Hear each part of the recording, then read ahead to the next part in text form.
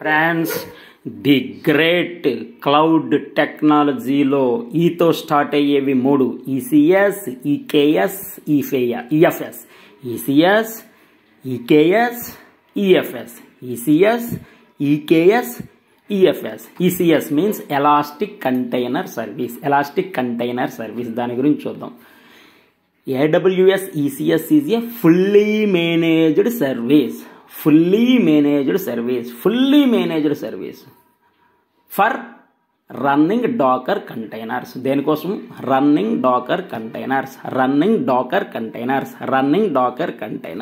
ఇది ఇంపార్టెంట్ కాబట్టి ఇన్నిసార్లు చెప్పానండి. Purpose: ECS is a container orchestration service enable you to run and manage Docker containers.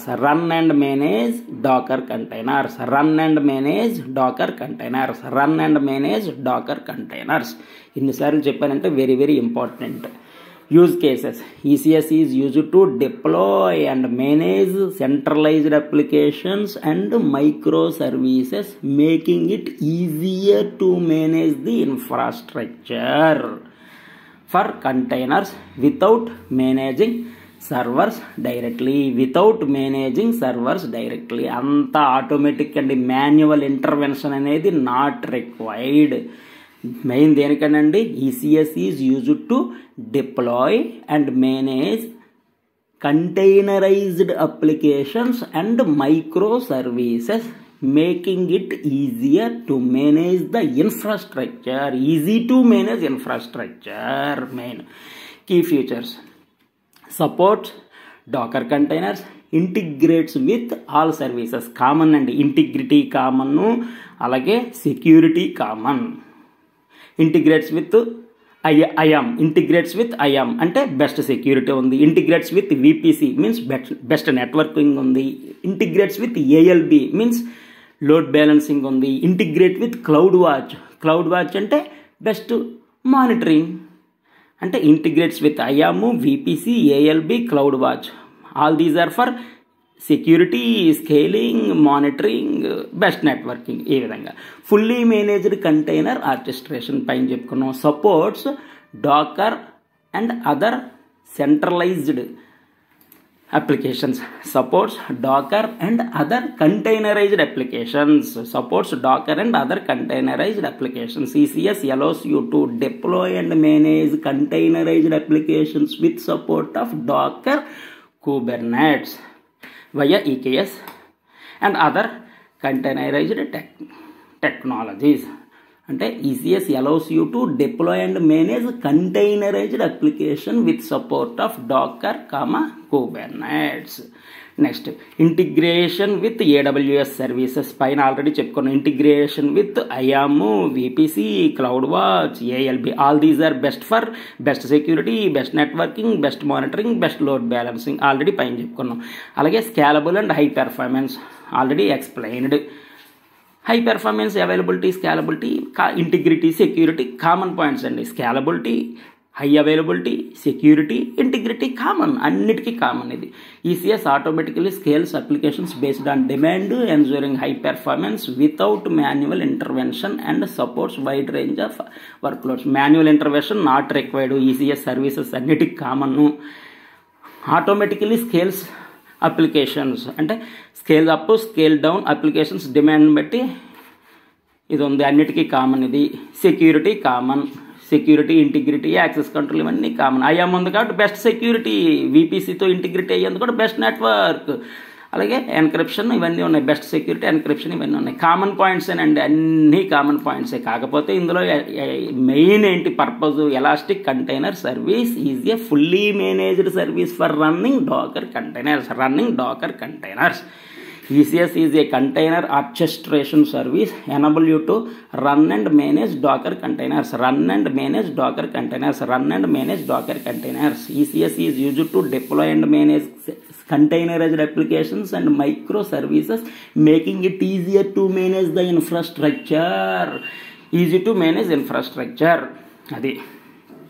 Next EKS అంటే Elastic Kubernetes service, very important.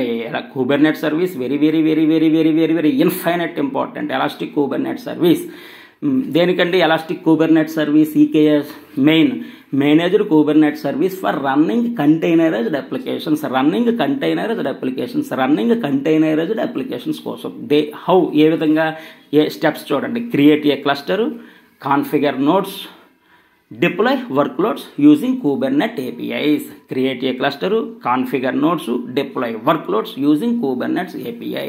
Dollars ఎంత pay చేయాలి?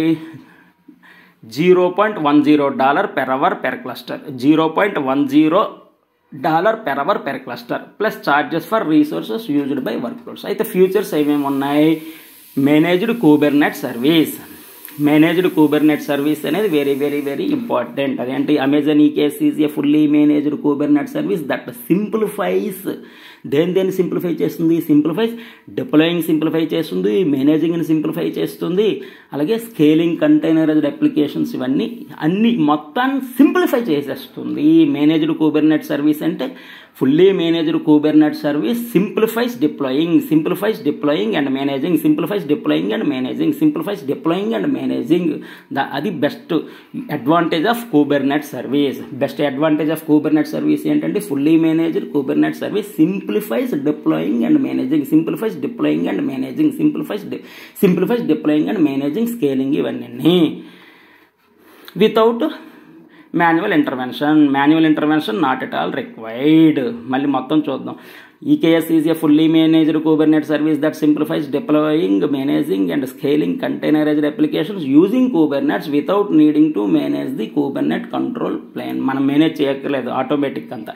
Integration with AWS services, ఇది common అండి. Integration with all services, integration with other best services అంటే integration with IAM for best security అంటే limit access controls, VPC for best networking, CloudWatch best for monitoring, ALB best for best load balancing, providing high secure and efficient Kubernetes environment. అంటే integrate with IAM, VPC, CloudWatch, ALB, all these are best networking, best monitoring, best security, best load balancing.